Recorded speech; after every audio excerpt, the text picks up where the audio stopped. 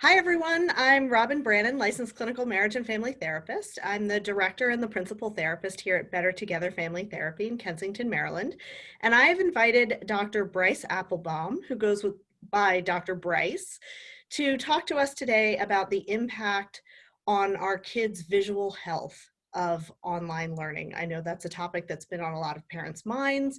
We've all been wondering, how is this impacting our kids physically as well as emotionally? We're going to do another segment about the emotional piece.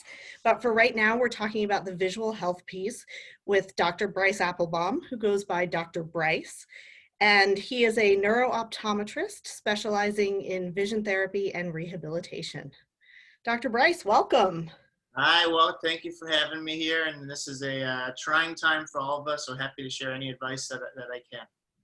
Absolutely. Well, we're excited to have you here because I think this is an area in which there is an impact on kids' health, but there are also some things that we can do to mitigate that impact. So it's always nice to be able to offer parents some options of ways that they can positively affect their child's health and their child's experience.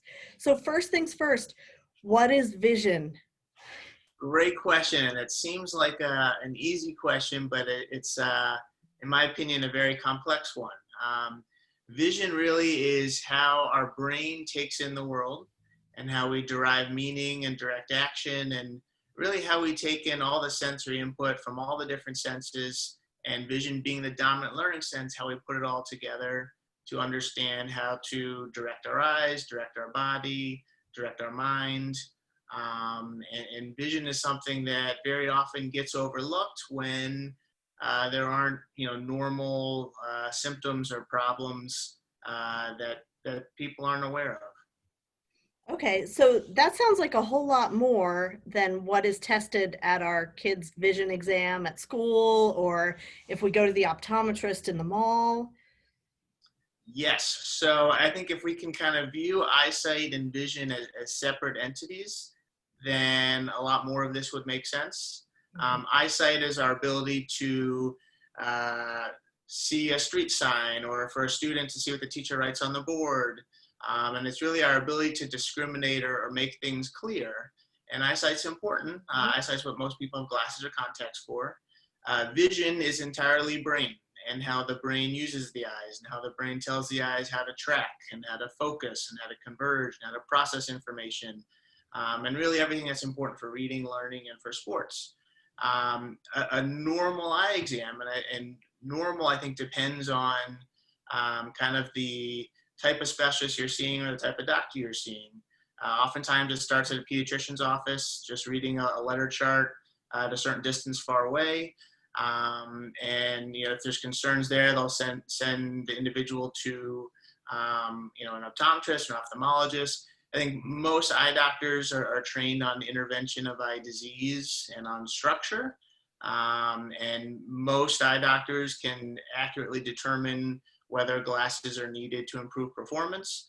But I think really the key, especially in these trying times where, we're staring at screens for way too long, and as we're around our kids so much more and kind of now aware of some of the aspects of learning that maybe we weren't aware of previously, it's really important to look at that vision piece, which is that brain piece, and how the eyes are aligning together, and how they're tracking, and how they're focusing, and how they're processing, and a lot more to vision than just 20/20 eyesight. Wow, definitely. So why is it important for us as parents to take care of our kids' vision, and what happens if we don't? So this is a pretty big kept secret. A good majority of vision problems are actually preventable and avoidable if you know how to control what is controllable. To really simplify vision problems, there's really two types of vision problems. There's acquired vision problems, and there's vision problems that are in response to visual stress. And for the most part, every child is born with the eyes not able to focus or converge or track or process, and through our life experiences, we develop the ability to use our eyes together. So this can be learned well or not learned as well as it could be, and that's when some intervention is needed. But if as humans, we're phenomenal at adapting. And if we're forced to be in a situation where we don't have all the tools in place to meet the demands, we really can either avoid the task or we can find a way to adapt. And so many vision problems are in response to maladaptations from our environment and not having those visual skills and abilities in place to really meet the demands that are being asked of us. And then just on top of that, we're not meant to be staring at screens all day. As a child, as an adult, and I think it's really important to at least make sure we have the right foundation in place to support what we're asking of our minds and of our eyes. Yeah, absolutely. So we're not built to be staring at screens all day, but we are.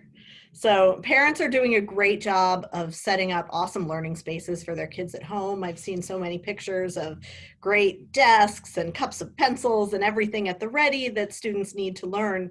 How should we be setting up our child's learning space to optimize their visual health and their visual processing?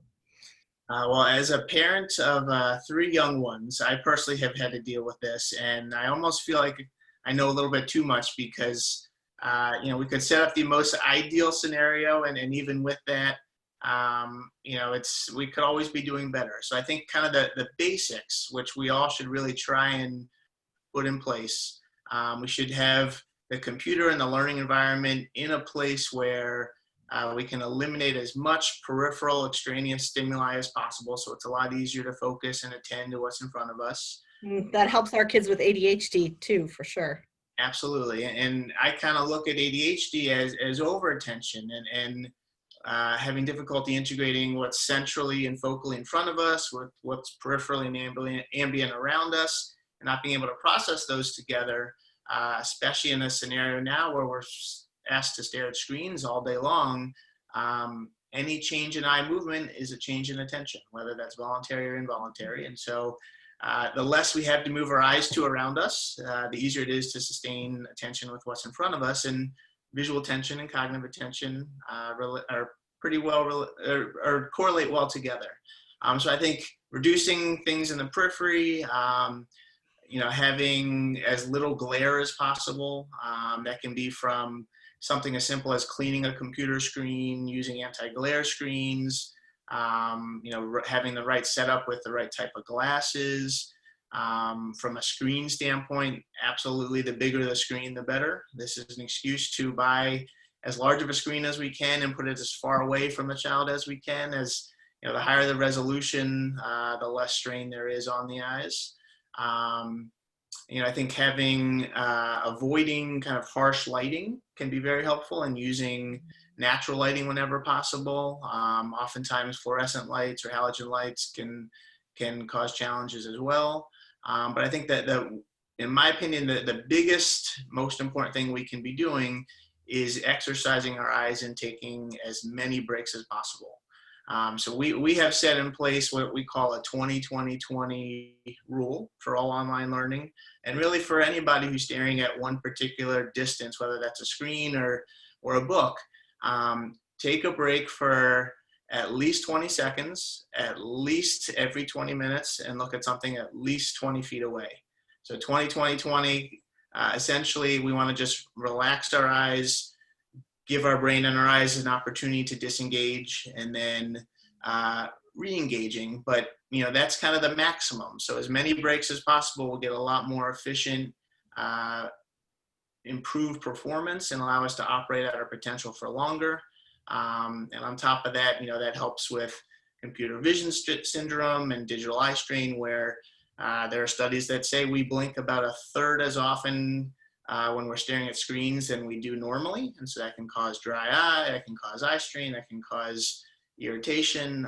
So there's a lot to be thinking about, but I think having a room where there's a window and a way to disengage that system and look as far out as we can be very helpful on top of all that as well. Okay. You mentioned being as far out as we can and having a really big screen with great resolution so that we can look from a little bit larger distance. I've also read something about screens being the distance from a child's knuckles to their elbow. What is that all about? So we call that the Harmon distance, which is actually named after a developmental optometrist probably over 100 years ago. The Harmon distance is really the distance from our middle knuckle to our elbow. And if you put your fist up like Right. this, that's basically the closest we want to be holding any near material, whether it's a screen, a book, and obviously the taller we are, the larger that distance is, and the younger or shorter we are, the closer that distance is. But oftentimes, especially with fatigue of our focusing system, our ocular focus, the internal muscles responsible for clarity, if those fatigue very quickly or having trouble sustaining focus, you'll notice that you may see your child kind of leaning into the screen or doing something to allow their body to compensate for what their eyes are not doing as naturally or as efficiently as they could or should be. So that Harmon distance is really, we shouldn't be closer than that. And that's kind of the closest distance to be able to explore near space. Okay, great. You also mentioned glasses. Do our kids need to be wearing blue light blockers, and how do we find good ones? Great question. I get asked this probably a dozen times a day. Right now, especially. Right now, well, absolutely. And I think blue light blocking glasses can be very, very helpful. Blue wavelengths are the shortest wavelengths of visible light that have high energy and are really hard for our eyes and our brain to contend with. Blue wavelengths there's lots of studies that clearly show that being exposed to too much brightness, and specifically the blue wavelength light on any type of screen, can really disrupt circadian rhythms, can cause an imbalance in our autonomic nervous system, which is our fight or flight response, the sympathetic and parasympathetic pathways. And by being exposed to blue light for too long, and specifically in the evenings, can cause a lot of trouble with melatonin secretion and getting that really important sleep and the right balance of deep and REM sleep to be able to recover and start the next day in the best place as possible and feel rested.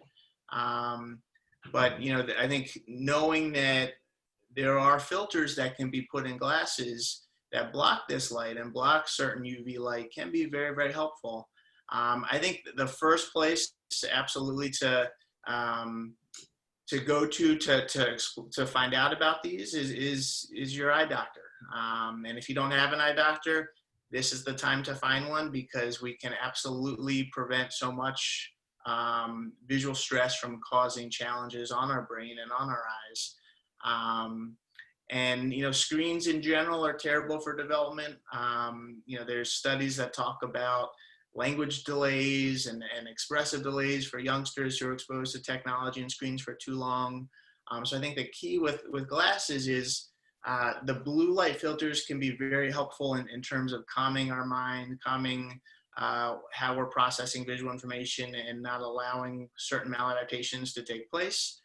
Many people also benefit from what we call stress reducing reading glasses, which are essentially lenses that improve performance. There's certain testing that's needing to figure out exactly what the most appropriate prescription would be for that person, but essentially changes an individual's internal response to that demand, to that visual stress, and those on top with a blue blocking filter can be very, very good at kind of acting as a support system to make it so that screens are less harmful. Okay. How do we tell if the blue blocking filter works, right? We can order blue blocking glasses on Amazon. We can get them just about anywhere now. So how do we know if they're actually functioning to help our child? I think in general, you pay for what you get. So something on Amazon that's $2 that has a couple thousand reviews, I would put a little radar up and say, does this make sense? I think the first thing is if the blue blocking glasses are to help alleviate symptoms that are already in place, like eye strain and headache and fatigue and dizziness and mind wandering or certain behavioral signs of inattention, then it can be something as simple as you get blue blocking glasses, you put them on, and it's a different child or a different person, and that's obviously pretty easy. I think if the quality is what it should be, and any blue blocking glasses you're going to get from pretty much any eye doctor, you should expect to be the highest quality. a lot of times it can almost be just worn for preventative reasons, meaning we're not maybe seeing that they're working, but you're not creating the symptoms or problems that generally do occur with increased screen time. And so we're almost using them just to ensure that moving forward, we're doing the best we can. Certain filters, I mean, the higher quality ones will block a much higher percentage of light, not just the blue light. Lower quality ones, will obviously, block a smaller percentage, but you want to shoot for at least 30% blockage of blue light. And there are certain companies online that, you can do research on, something like True Dark or a few others that do have great ones. But in general, any pair of glasses or any lens can be made with that filter in place and with an anti-reflective or anti-glare coating in place. And I would strongly encourage having these made custom from an eye doctor, and then assuming you take good care of them, they're going to last for a while. Okay, so you mentioned having an eye doctor and consulting with an eye doctor, especially to get good blue blocking glasses, but also just to identify any concerns that might be there. If families wanted to contact you, how would they do that? Great question. So easiest way is going to our website, applebaumvision.com. And then on there, there's a ton of information, gives our phone number, all what we're about as a more holistic vision care practice. There's also some great resources for how vision impacts learning and reading and sports and occupations. The best is probably covd.org, which is a international organization that board certifies doctors in vision therapy and rehabilitation. And if you were to see anybody who's board certified, you're going to get very, very good quality care. There's also visionhelp.com, visionhelp.com. Great resource, a good compilation of all the research and literature that's out there about the type of treatment options that we offer and that can be effective. But I think at a minimum, a normal eye exam with a normal eye doctor, and just make sure that going in there, you're asking the practitioner about the functional visual skills associated with reading and learning. Make sure they're looking at the tracking and the focusing and the convergence and the eye teaming. And if they're not able to, then have them, recommend somebody who could. But I think for the most part, eyesight and eye health are important. But like I mentioned before, there's so much more to vision than just 20/20 eyesight, especially if there are concerns and you're getting not the answer that you would think. Keep looking, because mom and dad's intuition is almost always right that something is going on. It's just oftentimes an undetected vision problem. Okay, so that's really the best way to tell if your child has a vision problem. Trust your parenting intuition. Trust intuition, and your child better than anybody else. And so if you have a child that is smart in everything but school, or if they're not living up to their potential, or if they're showing certain behaviors in certain situations that require sustained visual concentration, there's a reason for it, and it's just a matter of figuring out what that reason is. I'm biased, of course. Vision is not everything, but it's a big piece to the puzzle. And depending on what you read, there's an estimation of at least 80% of what's taken in the classroom setting is through our visual system. Well, if that classroom setting is now in your bedroom or in the basement or somewhere in your house, and it's in front of a screen, I've been seeing since March just a tremendous amount of parents who have said, I had no idea my child was struggling so much, because we're now forced to be so much more active in their learning, and we're all wearing so many different hats, including being homeschooled parents, at least to some degree. And so I think it's scary what can be missed, and especially in a classroom setting where there's lots of students and maybe only one teacher, it's a lot of problems can go undetected for a long time. And when we go past learning how to read and then go from learning how to read to reading to learn, there's lots of different challenges that come up with both of those. But I think making sure that you kind of know, or at least have your radar on, is my child taking in the information in front of them as efficiently as they could or should be?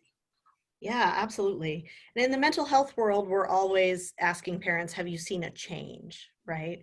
So we've all gone through a massive lifestyle change recently. We're now online and on screen so much more. So I would think that parents should maybe suspect a vision issue if they're seeing a dramatic change in their child's functioning in that shift to more screen time.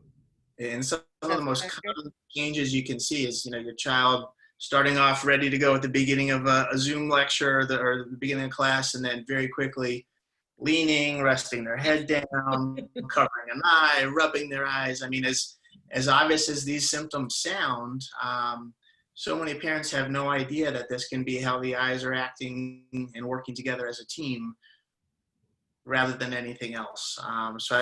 Just, making sure that you're, talking to your children and asking them what they're learning and if they wish anything was easier and how this is all going. And you're the expert with all of this. So I am very curious to pick your brain on a lot of these as well. Absolutely. And you mentioned a lot of things related to the increase in blue light that would also manifest as mental health symptoms or symptoms of ADHD, right? We know that changes in sleep have a big impact on mental health. We know that we need a healthy sympathetic and parasympathetic nervous system to maintain good mental health. And so you talked about those being impacts of the increase in blue light. I would imagine we would also see some mental health related symptoms there. So it sounds like for us as family therapy practitioners, what we should really be doing is checking with our clients to see if we've ruled out a vision issue before we determine that it's solely a mental health issue. Absolutely. Absolutely.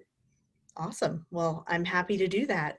So you mentioned parents doing the best they can, right? And we are all doing the best we can right now. And so I want to make sure that we don't come out of this with too much parent guilt, and we do come out of this with some options for things that we can do for our kids. So what I'm hearing as the takeaways are the 20-20-20 rule. For every 20 minutes of screen time in the online classroom, we should be staring at something that's at least 20 feet away for at least 20 seconds. Getting Rest that our eyes and break, looking away from that our screen. eyes. Yeah. I'm hearing that. I'm hearing get a really good pair of blue blocking glasses. Can cause no harm, and in for many cases can help tremendously. I'm hearing make it as easy as possible for your child to see the screen, whether that means a big screen or elevating the screen so that the head's not tilting up or down. Make it as easy as possible for your child to see the screen. Mm-hmm. And then I'm hearing, watch for signs that they're struggling with their visual system. So kids that are looking sideways at the screen, or they're leaning down like this, or all of that, look for those body language cues as well. And I think on top of that, another huge take home would be, if we're spending as much time as we are staring at screens during the daytime, please, please, please, let's limit all electronics as much as we can after school. And let's get outside and let's do movement activities and things that stimulate our mind and our bodies, because in a perfect world, we're balanced with at least as much time outside, outdoors, as we are with the time spent on a screen. And the days get long pretty quickly. So I think making sure that we're, engaging at the dinner table and talking with each other and putting those computers and phones and tablets away as quickly as we can, as soon as they're not absolutely necessary for work or for schooling. All right. Well, thank you so much, Dr. Bryce. Absolutely. Thank you for having me, and looking forward to everybody being aware, even more aware now about their children's visual systems than they currently were. So Absolutely. I think much needed information for parents. So thank you. absolutely.